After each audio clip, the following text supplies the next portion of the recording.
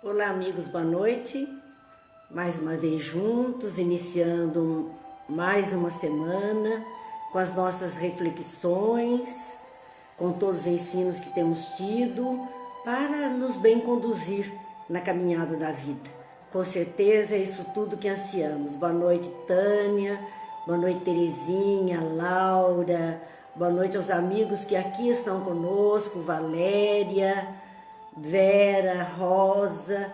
Boa noite, Deus abençoe a todos, Jesus nos ilumine e nos conceda mesmo esta noite de muita alegria, aprendizado, reflexão a todos nós. Marli, Laura, Michele, Tânia Silva, Dolores, que deve estar um gelo em São Luís do Paraitinga, Dolores Firme, Cris, Marli, Michele, Jane, Sebastiana, Alessandra, Ana Clara, Rosa, Márcia. Amigos, sejam todos bem-vindos e vamos, com a graça de Deus, com a graça de Jesus, fazer as nossas reflexões de hoje.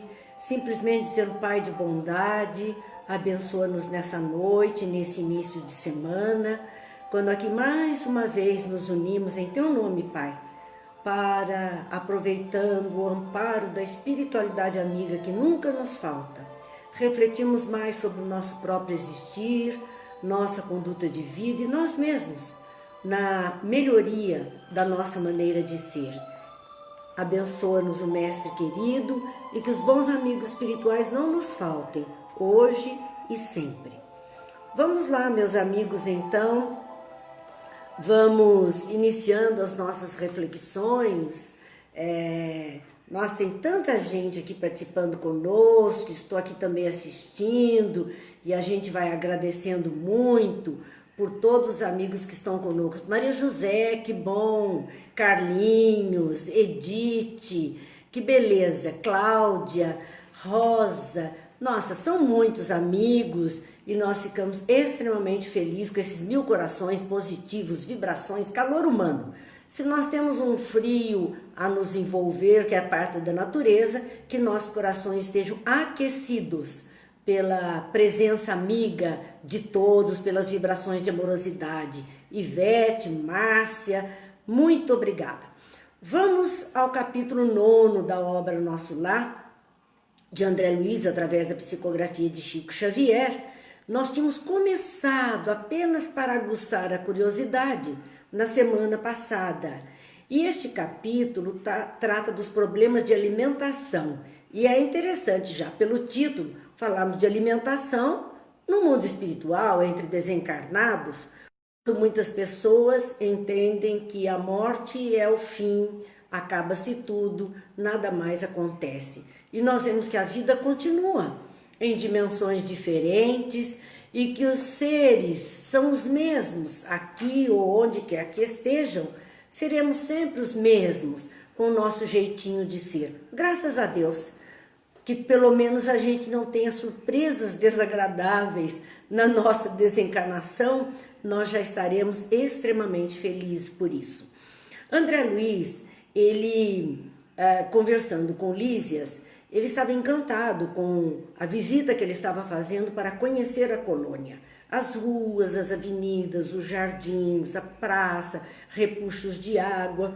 E então ele observa, que era uma enorme colmeia de trabalhadores, de pessoas transitando por todos os lados. E ele então questionou, e o abastecimento, quer dizer, como é que essa gente vive? O que é que abastece a vida neste local? E ele ainda dizia mais, não tenho notícias de um Ministério da Economia, porque tinha o da regeneração, tinha o do auxílio, da comunicação, nós tínhamos do esclarecimento, da união divina, mas ele não viu falar em Ministério da Economia. Então como é que se vivia naquele local? E aí Lísias, então é aqui que nós paramos nesta conversa e que vamos reiniciar junto dos amigos. Vamos dizer só uma boa noite, aqui eu não disse aqui ainda, Didi, vamos ver quem mais eu não disse, vamos lá, Gilda, Sueli, Betinha, Célia, todos os nossos amigos aqui. Lísias vai explicar a André Luiz a vida na colônia. E ele diz, antigamente, os serviços dessa natureza assumiam feição mais destacada. Então, os serviços do abastecimento tinham uma importância maior no passado. Ele fala antigamente, então, nos primórdios da vida naquela condição. Deliberação do governador atual foi para atenuar todas as expressões de vida que nos recordassem os fenômenos puramente materiais, porque as pessoas levavam para o mundo espiritual todo o seu gostar, o seu querer, a sua necessidade pertinente ao mundo mais denso, ao mundo dito material. Tudo é material, mas vamos pôr o visível e o invisível. E assim, elas queriam os mesmos costumes, as mesmas escolhas, a mesma vida. E esse governador atual, ele já com 114 anos de mandato, como nós vimos, ele simplesmente quis começar a mudar um pouquinho esta forma de viver que estavam arrastando para o invisível aqueles recém-desencarnados.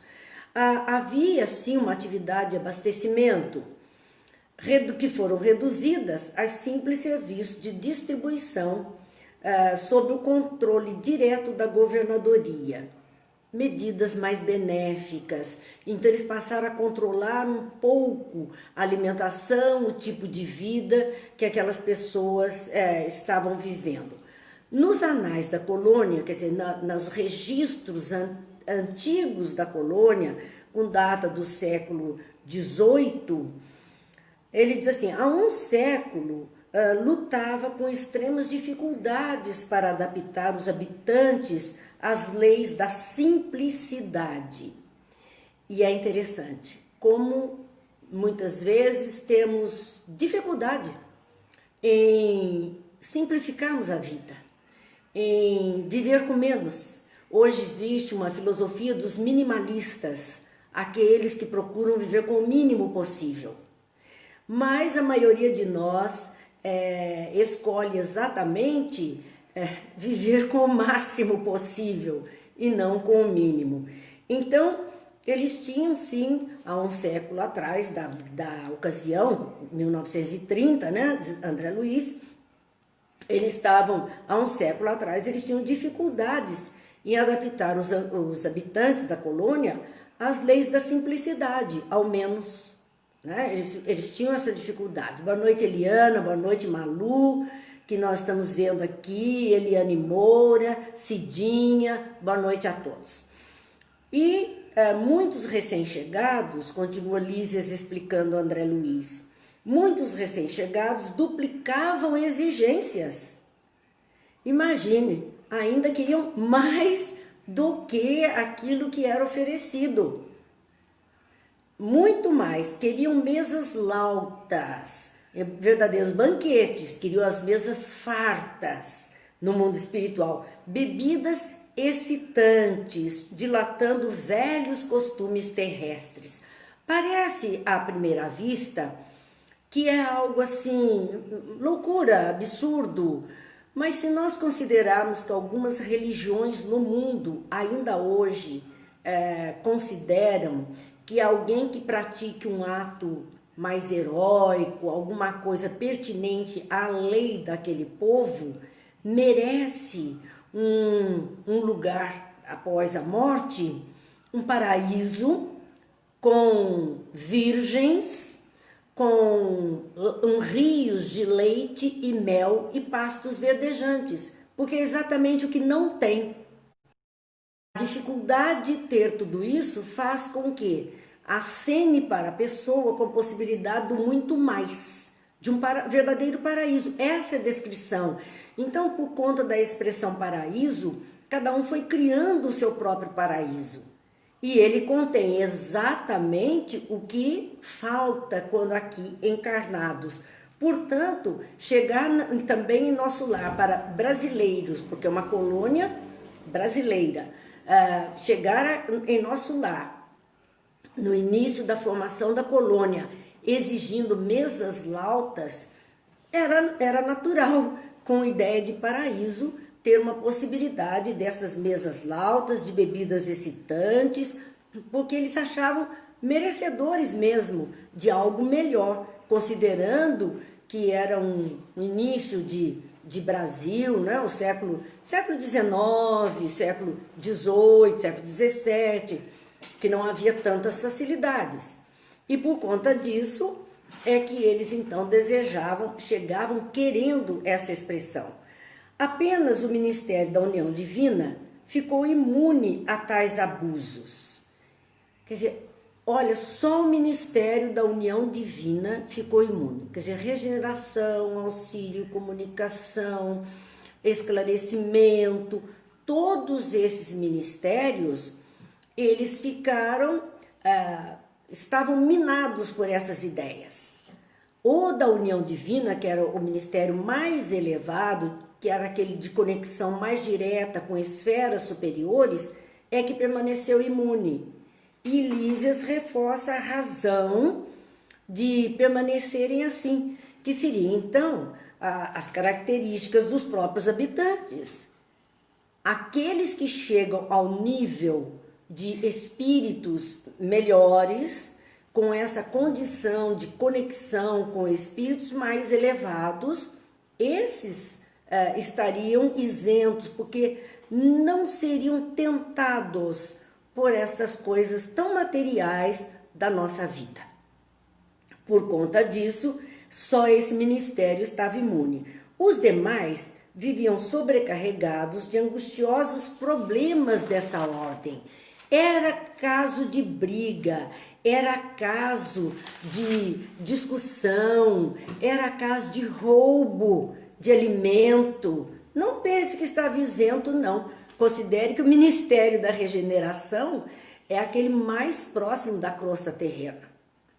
E se aqui nós temos tudo isso na crosta, por que não teríamos logo atravessando uma muralha, atravessando um limite, se as coisas mudariam tão rapidamente? Claro que não.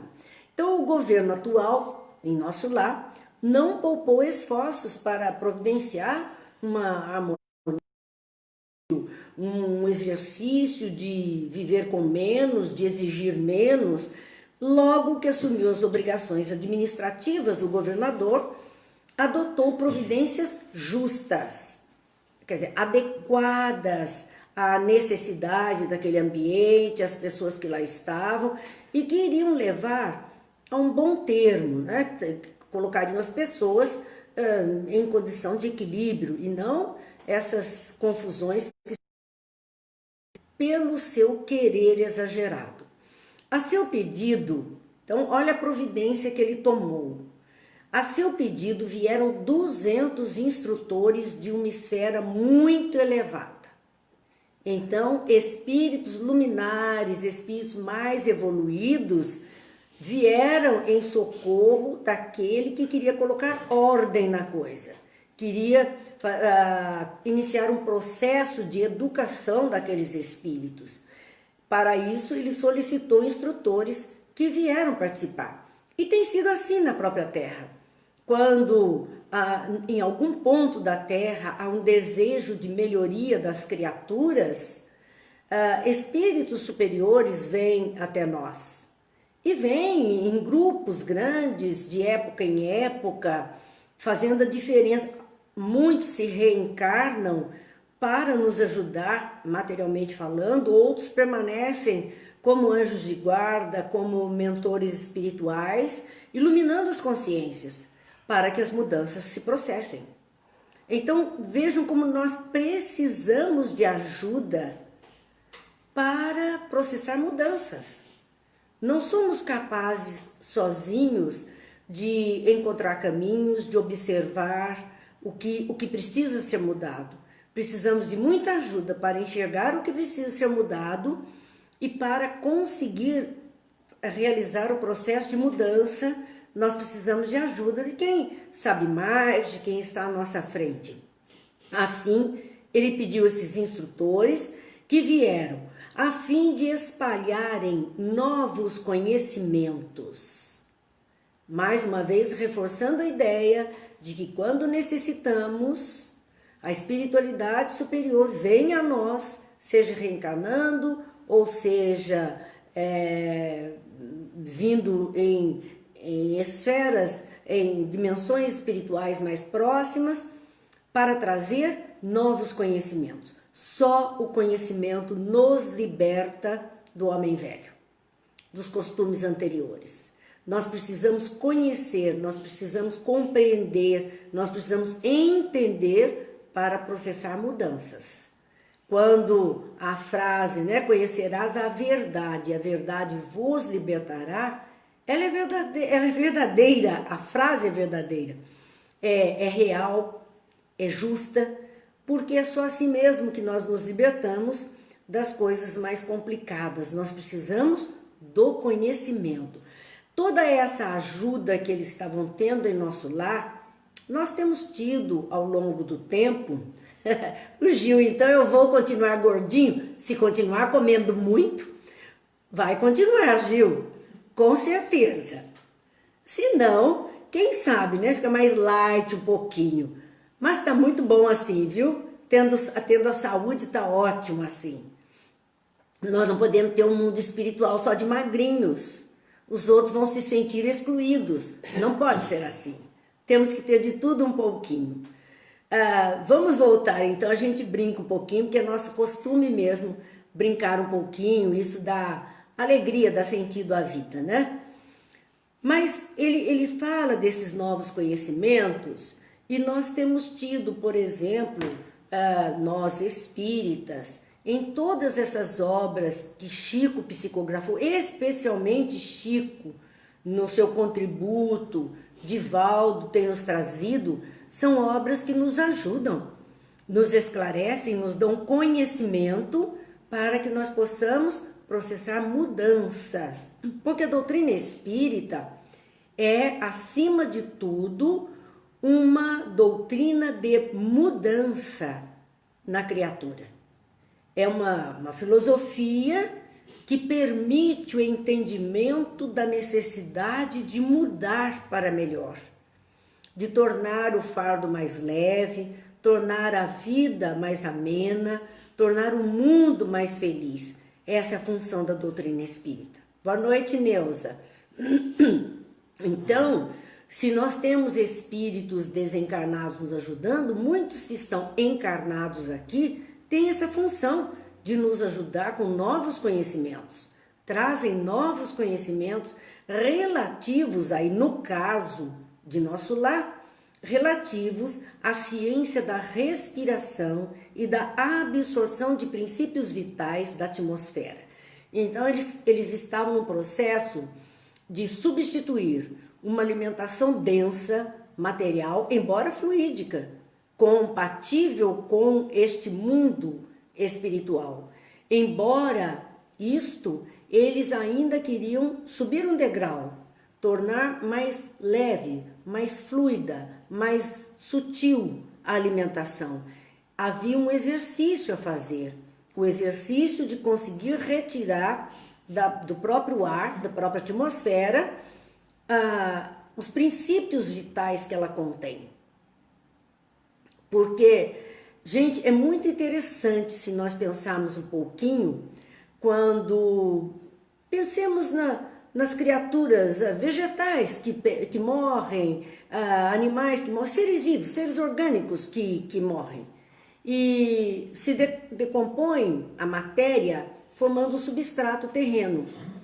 Mas o fluido vital que dotava aquele organismo de vida, ele volta ao espaço, ele volta a compor, as suas partículas vão compor a atmosfera. Então, a atmosfera, o próprio ar, contém átomos, partículas, átomos de substâncias fundamentais, sais minerais, tudo que é possível ter. Acontece que nós não temos ainda, vamos dizer, um organismo adequado a alimentar-se somente disso. Nós estamos encarnados, o corpo físico é denso, os órgãos necessitam de fluidos mais densos também. Mas enquanto desencarnados, poderia minimizar isso, poderia modificar e escolher, aprender a retirar, fazer uma troca gasosa com a atmosfera e uma ciência da respiração. Aqui nós temos, né, alguns exercícios de respiração, fazer uma respiração mais diafragmática, não pulmonar. No momento, fazemos respiração pulmonar para que os pulmões funcionem bem por conta do Covid. Então, há muitos exercícios ensinando a dilatar pulmões para que os nossos pulmões estejam fortes, a fim de que qualquer algo que venha acontecer, eles consigam resistir. Então, nós temos que aprender. Há uma ciência da respiração, há uma ciência de absorção de princípios vitais da própria atmosfera. E isso eles vieram, então, trazer para nós. Assembleias numerosas foram criadas, simpósios, congressos, encontros, aulas, seminários, tudo isso. Alguns colaboradores técnicos de nosso lar manifestaram-se contrários. Iam a esses seminários, a essas palestras e não concordavam com aquilo que estava sendo apresentado. Percebam, eram colaboradores técnicos de nosso lar, trabalhavam nesse ou naquele ministério e não concordavam. Essa troca de alimentação com esses exercícios e além de não concordarem, eles justificavam. Porque não basta não concordar, nós podemos não concordar com alguma coisa, mas nós precisamos justificar, né, a razão da não concordância. E a razão de não concordarem conforme eles diziam, a Cláudia, vou sentir saudade dos alimentos sólidos, mas eles vão parecer sólidos, Cláudia, fique tranquilo, vai dar para morder uma maçãzinha. E assim nós vamos continuar com alimentos sólidos. Mas a questão aqui que eles justificavam, a não mudança, não opção por essa mudança, é que nosso lar é uma cidade de transição. Então seria uma cidade de passagem, que os espíritos não estavam ali para permanecer, apenas para serem auxiliados, recuperados, cuidados e encaminhados para novos trajetos. Fosse voltar rapidamente à reencarnação, fosse seguir para a dimensão diferente, ou até uma colônia diferente, enfim, nosso lar não é uma cidade para se criar raízes, ali só os trabalhadores é que permanecem, os outros estarão sempre de passagem. E por conta disso, eles achavam que não devia mudar nada no esquema de alimentação das pessoas. Não seria justo, nem possível desambientar imediatamente os homens desencarnados. Porque eles alegavam, não vão ficar aqui tanto tempo, não vai dar para modificar isso em pouco tempo. Então é melhor não mexer com isso. Essa era a ideia de alguns trabalhadores de nosso lar. Mediante exigência desse teor, eles achavam que haveria até um grave perigo para as suas organizações espirituais. Olha que interessante, organizações espirituais seriam os órgãos do corpo espiritual, os órgãos pulmão, intestino, estômago, coração, os órgãos semelhantes aos do corpo físico que fazem parte do corpo espiritual.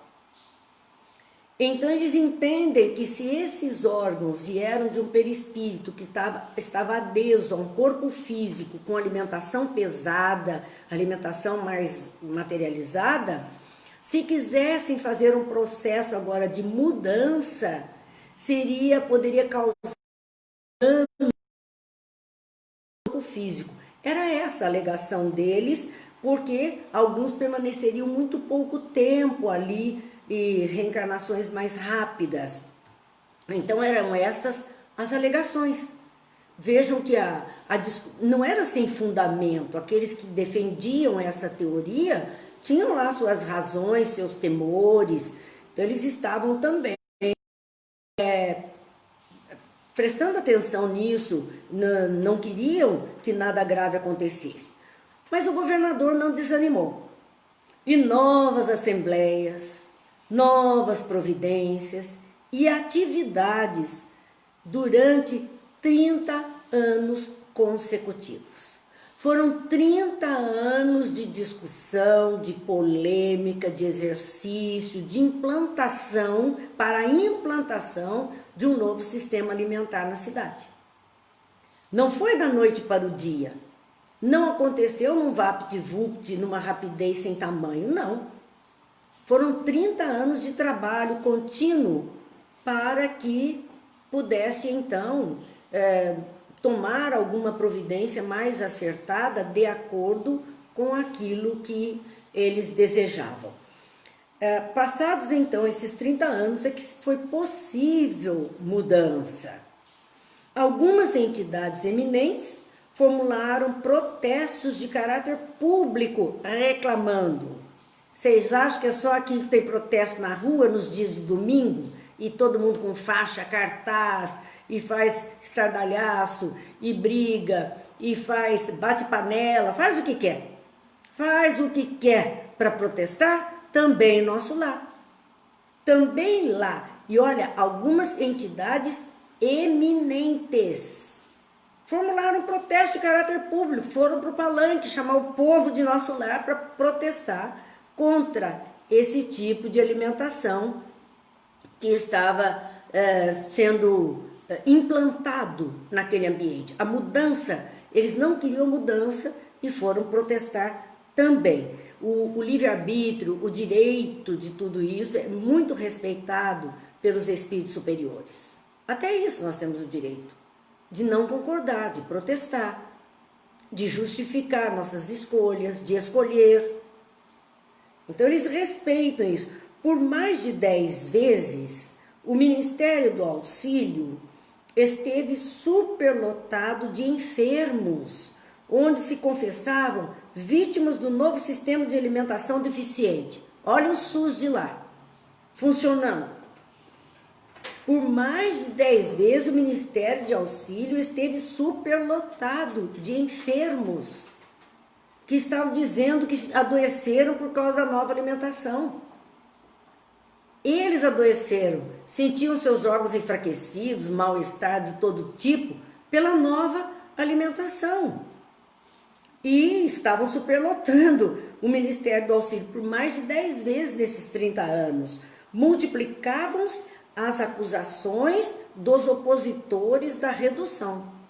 A turma que estava contra a implantação desse sistema alimentar multiplicava-se a cada dia, porque engrossava o cordão de quem não queria, de quem dizia que passava mal, que não estava se sentindo bem e apresentando enfermidade por conta da nova alimentação. O governador jamais castigou alguém, continua Lísias a explicar a André Luiz. Convocava os adversários da medida ao palácio.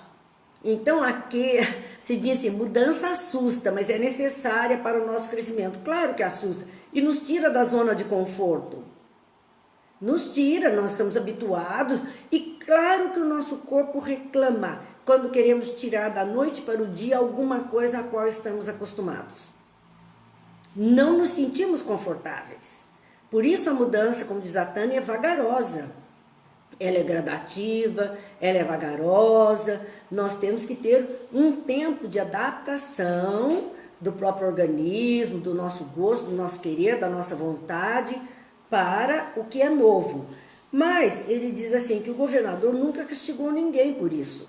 Pelos protestos, pela não concordância com a implantação, e ele convocava os adversários a ir ao palácio, conversar, e lá ele expunha os projetos, a finalidade do regime, ele explicava tudo para aqueles adversários da causa, destacava a superioridade dos métodos de espiritualização, mostrando as vantagens desse tipo de alimentação, que facilitava aos mais rebeldes inimigos do novo processo variadas excursões de estudo em planos mais elevados que o nosso, diz Lísias.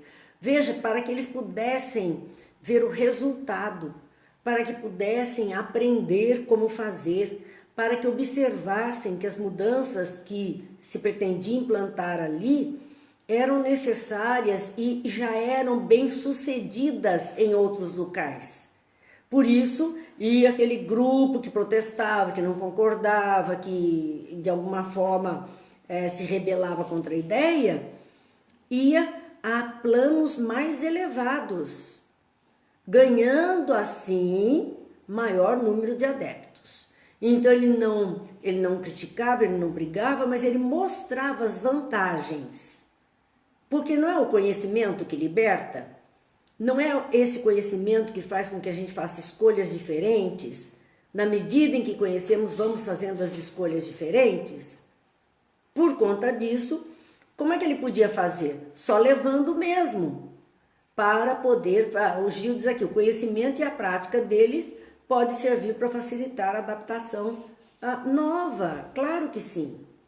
É exatamente por essa razão que muitos foram aderindo à medida que eles viam o sucesso, as consequências daquilo que estava sendo implantado ali, já vendo como é que funcionava em outro lugar, é que eles então se entusiasmavam e passavam a defender também a causa. André Luiz, então, ouvindo tudo isso, ele questiona Lísias, e como terminou a luta edificante? Quer dizer, o que resultou depois de 30 anos de embates, excursões, encontros, aulas, ensinos e protestos, em meio do caos? Foi um caos de 30 anos. O que resultou? Como é que terminou isso? E Lísias explica. Depois de 21 anos de perseverantes demonstrações, então dentro daqueles 30, 21 anos foi difícil. Essas demonstrações da governadoria, mostrando, o Ministério da Elevação aderiu, passando a abastecer somente do necessário. Então percebam, nós tínhamos os 6 ministérios. O Regeneração, mais próximo da crosta, e que recebia todo mundo que chega recém-desencarnado, o do auxílio, que vai encaminhar, ajudar, orientar, ajudar no processo de reencarnação, o da comunicação, que trabalha no sentido e mais o esclarecimento, que trabalhariam no sentido das conexões, todos esses muito próximos da crosta, muito próximos da vida terrena.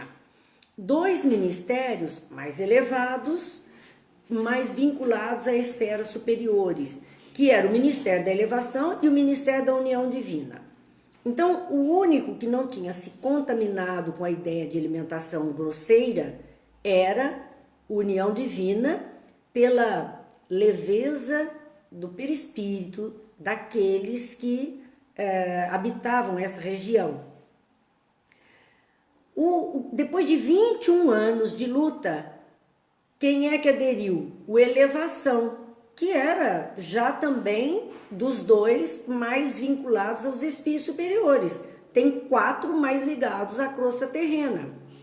Então, o Elevação aderiu, passando a abastecer somente do necessário. O Ministério do Esclarecimento, que agora já é mais próximo da crosta terrena, demorou muito mais em razão dos numerosos espíritos dedicados às ciências matemáticas que ali trabalham. Eram eles os mais teimosos adversários. A turma da matemática, essa é a minha turma, hein, gente? São os mais teimosos adversários.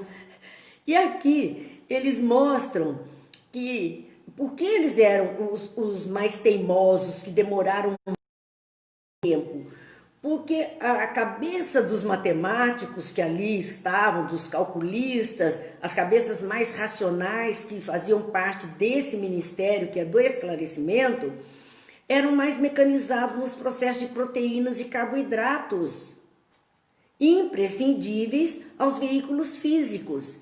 Então, é o povo das cadeias alimentares, é o povo dos laboratórios, é o povo que trabalha, pensa, né? Pensa, mede processos proteicos, carboidratos para o organismo, aquilo que é necessário para manter estruturas orgânicas. Era esse povo. Então eles provavam por A mais B que o organismo precisa disso ou precisa daquilo. Parece interessante a gente observar que aqui mesmo, né, na nossa crosta terrena, quantas escolas que formam nutricionistas, quantas escolas dos nutricionistas seguem esse ou aquele tipo de cardápio, esse ou aquele tipo de dieta, entendendo que esta tem mais caloria, esta tem mais proteína, esta tem mais fibra.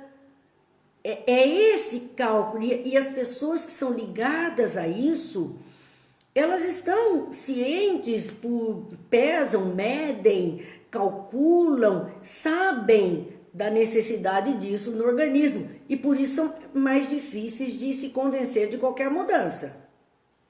Então essa foi a turma que demorou mais, a do esclarecimento.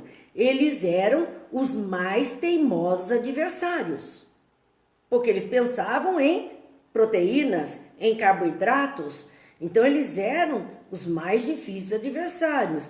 Não cediam nas concepções correspondentes daqui. A cabeça ainda era a matemática terrena, a química terrena, a física terrena. E com a matéria terrena, habituados ao raciocínio dos átomos no nível terreno, na densidade maior.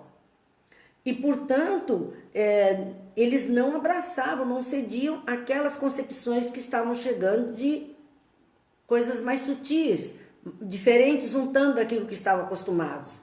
Semanalmente enviavam ao governador observações e advertências, repletas e de análise e números, atingindo por vezes a imprudência. Sabe, ia lá no Supremo e deixa lá o seu protesto e registra e faz a queixa. Era assim mesmo. Faziam chegar no governador os relatórios, as advertências, as observações, os seus cálculos. Nós vivemos um momento, né, com a pandemia, de que nós vimos isto, de grupos de criaturas debruçadas sobre os experimentos verem um caminho, outras criaturas verem outro caminho, e uma não aceitar o que o outro está propondo como o melhor para o momento. Nós vimos com relação à medicação, com relação ao protocolo de atendimento. Nós vimos esse tipo de situação e esse tipo também de semanalmente envia ao governador observação e advertência. Nossa, como nós vimos isso essa temporada, esse tempo em que estamos reclusos, como nós vimos os poderes públicos recebendo advertências, recebendo observações dessa ou daquela turma que entendia de um jeito ou de outro. E às vezes, diz ele, chegando mesmo à imprudência e repletas de análise e números. Apresentam números todo dia, só ligar a televisão, e números que não batem. Nós vemos uma apresentação de números, gráficos de um determinado local, o outro local não analisa por aquela mesma ótica, o número é outro, o gráfico se apresenta de outra forma. Tem hora que o pessoal fica perdido mesmo, que não sabe mais nem em quem acreditar. Então essa situação foi vivida em nosso lar com relação à alimentação. Nós estamos aqui com relação vírus, doenças, sistema de saúde. Lá era o sistema de alimentação. O mesmo quadro que nós estamos experimentando. E eles também experimentaram. O governador não agiu por si só. Ele não tomou uma providência monocrática. Ele requisitou a assistência de nobres mentores que nos orientaram através do ministério da união divina e jamais deixou o menor boletim de esclarecimento sem exame minucioso. Então, veja bem como ele procedeu. Ele se calçou de pessoas mais experientes, mais vividas, então aqueles 200 que ele chamou e outros tantos, que vieram à união divina, não é que foram ao povão de nosso lar, não. Foram a um dos ministérios e de lá, essa equipe trabalhando, passava as informações para toda a população de nosso lar. E todo e qualquer boletim que era emitido para o povo de nosso lar, o governador inspecionava, via lá se estava de acordo ou não. É uma sistemática muito parecida com tudo que a gente vive, mas que dá o mesmo trabalho. Somos seres humanos, encarnados ou desencarnados, com nossos erros e acertos, nossos defeitos e qualidades. E costumamos, sim, causar atritos, dificuldades terrenas e espirituais. Porque a vida é a vida e é uma vida só. Portanto, continuava Lísias dizendo assim a André Luiz, enquanto argumentavam cientistas e a governadoria contemporânea, os cientistas se oriçaram, os cientistas queriam provar por A mais B que havia ainda necessidade, até a questão do organismo físico do corpo espiritual, nessa transição, tudo isso foi levado em conta. E a governadoria contemporizava, punha pano quente, ajeitava aqui e ali, para poder ter um bom resultado. Formaram-se perigosos distúrbios no departamento da regeneração. Aí a coisa ficou complicada. A regeneração era aquele ministério praticamente na crosta terrena, o mais denso, o que trabalhava com os espíritos mais materializados, mais apegados às coisas da vida física. O primeiro departamento de nosso lar, vamos dizer, o portal de entrada na colônia nosso lar, era o Ministério da Regeneração. Era onde chegava, é o funil, onde chegava todo mundo. Então, ali é que houve distúrbio maior, a confusão maior se fez ali. E é claro, porque era o mais próximo da densidade física, dos recém-desencarnados, das mentes ainda acostumadas a seu estilo de vida, não haviam qualquer processo de mudança sido realizados ainda, portanto, a briga, a confusão estava ali mesmo. Encorajados pela rebeldia dos cooperadores do esclarecimento, a turma da matemática, que estava dura, difícil de aceitar, eles foram os mais grosseiros encorajados por isso. Os espíritos mais elevados que ali os espíritos menos elevados que ali se recolhiam, entregaram-se a condenáveis manifestações. Bom, aí já não foi mais protesto de cartaz, de sair lá na rua, de bater panela. Aí já é aquela turma que vai explodir bomba, vai fazer tudo dentro de um protesto violento. Violento. Então, também no mundo espiritual, também por uma causa. Esses espíritos mais se puseram a campo para dificultar mesmo o processo de mudança. Eles fizeram os impedimentos ali mesmo. É muito interessante, hoje já falei várias vezes essa palavra é muito interessante, mas é porque André Luiz, como um todo, a obra é muito interessante. E ele está fazendo uma descrição na obra para que a gente conheça essa colônia que está mais próxima aqui de nós. Para que a gente conheça uma colônia um relato da vida espiritual numa colônia espiritual. É por isso que ele está mostrando tudo isso. E como eu disse que era interessante, e é mesmo, sabemos tudo isso, observar que é muito semelhante ao nosso comportamento, porque é muito próximo de nós. Então, o nosso comportamento aqui se assemelha muito a esse primeiro nível, a essa entrada, a esse portal, a essa transição entre a densidade física pesada e a densidade mais sutil da espiritualidade. O resultado de todas essas confusões, continua Lísias, enormes cisões nos órgãos coletivos de nosso lar. Partiu, rachou o partido. Veja, lá também acontece isso. Não há acordo, racha um partido, racha um grupo, porque não tem acordo. Então, enormes cisões nos órgãos coletivos de nosso lar, dando ensejo a perigoso assalto das multidões obscuras do umbral. Isto para nós é importante. Quando desentendimento se faz, quando não há concordância, quando criam-se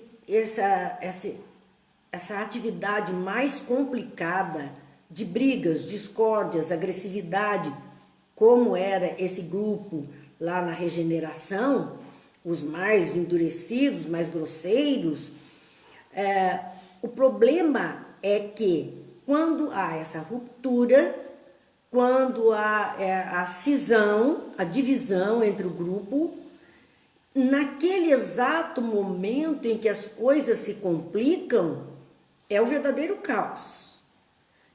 Fica todo mundo meio perdido, até que depois acomode, abaixa a poeira, acomode, cada um escolha o lado que quer ir, há um momento de turbulência muito grande. Quando existem essas coisas, quando acontecem essas coisas, a gente vê isso no nível familiar, a gente vê isso entre um rol de amigos, a gente vê isso num ambiente de trabalho, a gente vê isso numa casa espírita, a gente vê isso no mundo espiritual. A gente vê isso no campo da política. Nós vemos na sociedade humana. Então, no momento em que as coisas estão nubladas diante dos nossos olhos, está todo mundo, o sangue quente, como a gente diz, discussão, briga e separações, e até na vida particular é assim, né? Por exemplo, um casal que chega a um desentendimento e é momento de separação, a maioria deles é um caos. É uma dificuldade enorme. Ninguém parece que enxerga a saída, até que as coisas se acomodem e as pessoas enxerguem com clareza o lado que vão seguir, dar continuidade à vida. Por conta disso, a Cláudia, nem do outro lado temos sossego? Não. O sossego está em nós, Cláudia, não está no outro lado e nem neste lado. O sossego está na criatura, independente do lado que ela esteja. O sossego é a conquista da paz interior. Não é o mundo exterior que nos dá a paz. Lembram-se de uma história, vamos fazer uma pausa em André Luiz, né? Uma história que diz que um rei pediu que os artistas do reino pintassem um quadro que representasse a paz. Ele queria um quadro e ele iria premiar, condecorar o artista, dar um prêmio para aquele que pintasse o quadro que mais retratava a paz. E aí, aquele concurso e tal, e o dia da apresentação dos quadros. E ele foi olhando os quadros, campos verdejantes, flores bonitas, crianças brincando, pessoas sorrindo. Eram quadros de beleza, né? Locais, paisagens maravilhosas. E tinha um quadro onde havia uma tempestade. Uma tempestade. E uma montanha, neste local da tempestade, uma montanha. Era um quadro escuro, um quadro aparentemente feio para representar a paz. Porque tempestade, raios, ventos, chuva, e havia aquela montanha. Mas quando se observava melhor o quadro, na montanha tinha lá uma pequena cavidade. E nesta cavidade, uma mamãe passarinho com as suas asas abertas e em cada asa a carinha de um filhotinho, os três olhando a tempestade na segurança daquela cavidade, debaixo dos braços daquela mãe cuidadosa. E o rei então disse, este é o quadro que representa a paz. E as pessoas dizem, mas como? Ele diz, porque paz é, mesmo na turbulência, nós temos a certeza que tudo vai passar e que estamos em segurança. Então, Cláudia, a paz está em nós. Haja turbulência que houver, onde quer que estejamos, nós temos que encontrar o nosso cantinho, juntarmos com os nossos e esperarmos a tempestade passar.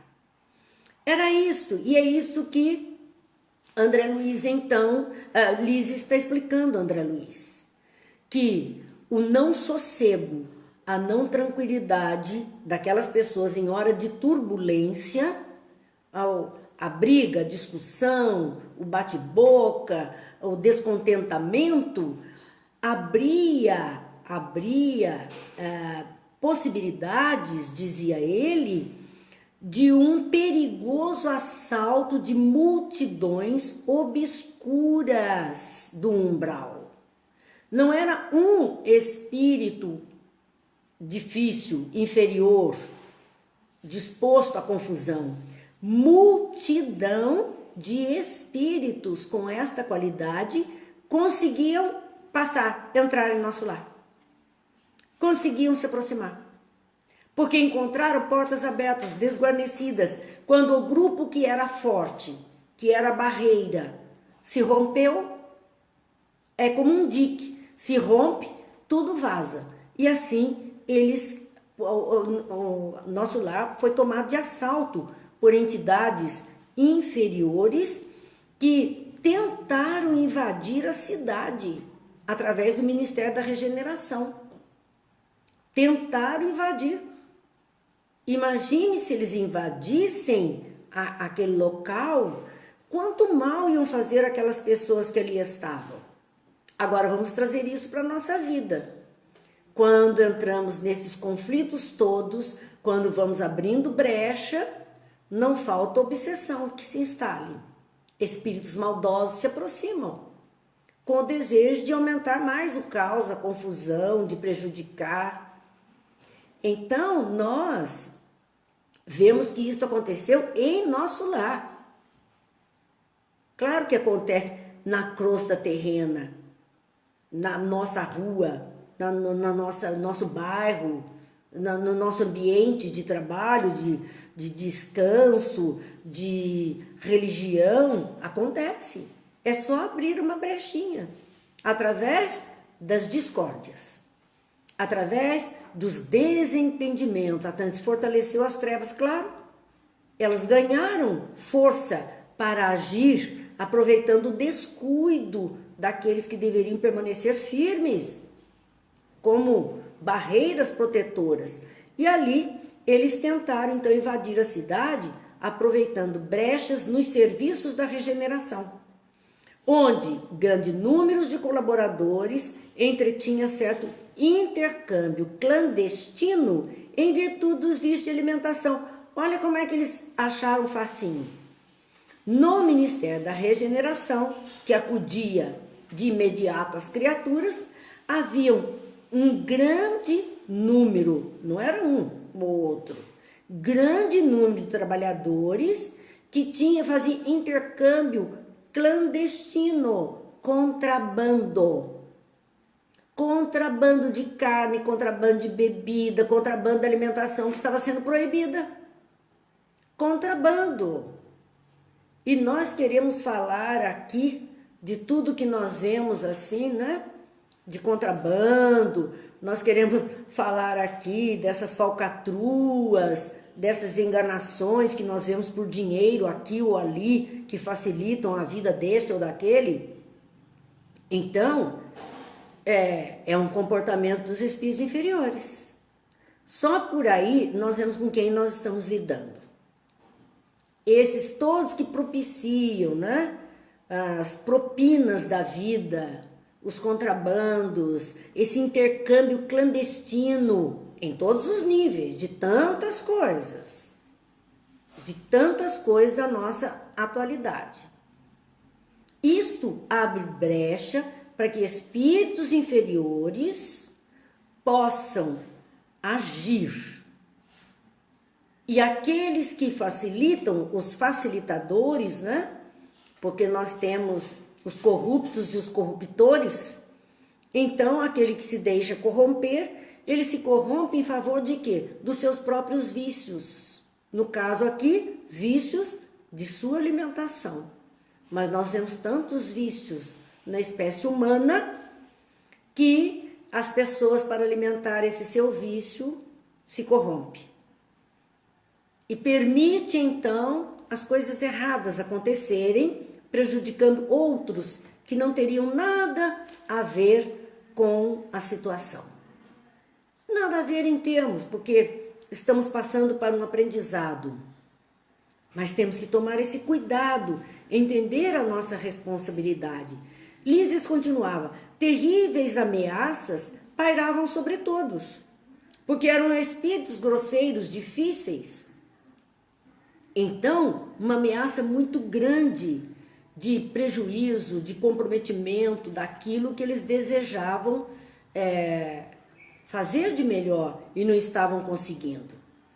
Gente, eu não disse boa noite a todo mundo que está entrando aqui, me perdoem, mas é que o texto é muito importante. Não menos importante são os amigos, Beth, Rosana, que estão aqui, Tânia participando, Gil, aqueles que estão trazendo a sua palavra, me perdoem, mas as reflexões aqui se fazem necessárias. Então, o governador não se perturbou nem com isso. Ele era firme. Ele não se perturbou com essa invasão, com esse jeito de ser, solicitou audiência ao Ministério da União Divina. E depois de ouvir o conselho, formado pelos ministros, lembram, 12 ministros em cada ministério, imagine 12 ministros da União Divina. 12 espíritos com essa condição. Depois de ouvir esse conselho, mandou, aí ele tomou as providências. Mandou, a palavra exata que Lísias diz é mandou. Ele ouviu o conselho e botou a ordem em andamento. Mandou fechar provisoriamente o Ministério da Comunicação. Fechou por tempo indeterminado. Por tempo indeterminado, ele fechou o Ministério da Comunicação, porque a comunicação estava complicada, incentivando um tanto de coisa,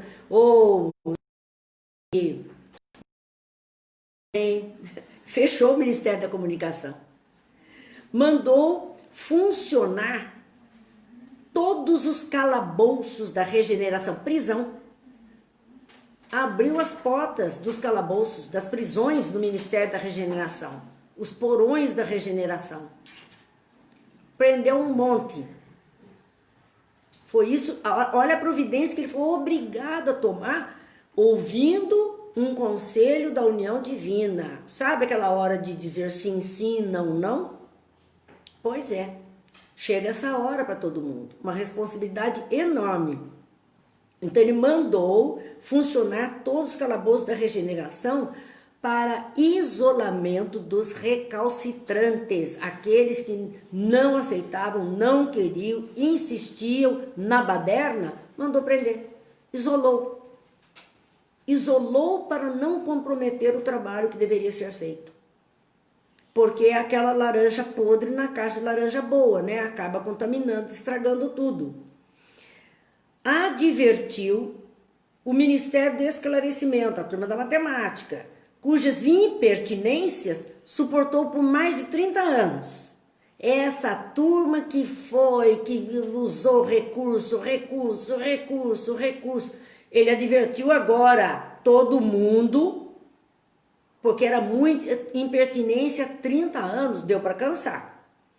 proibiu temporariamente os auxílios às regiões inferiores. Muitos poderiam dizer, mas que falta de caridade. Onde se viu não auxiliar aqueles que estão em regiões inferiores, sofrendo? Quantas vezes nós ouvimos isso? No entanto, qual tipo de auxílio será que seria o ideal, ou seria o ideal para as regiões inferiores?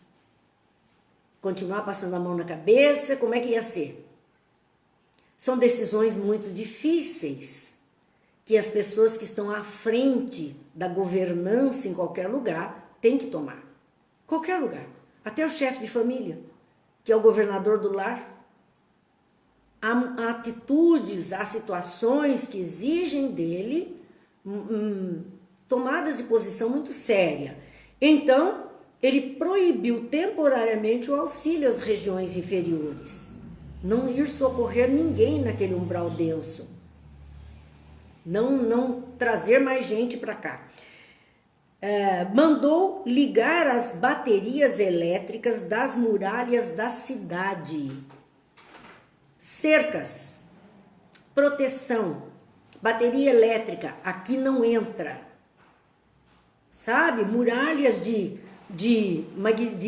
disparos magnéticos para impedir a entrada, a invasão. Que medida drástica que ele precisou tomar.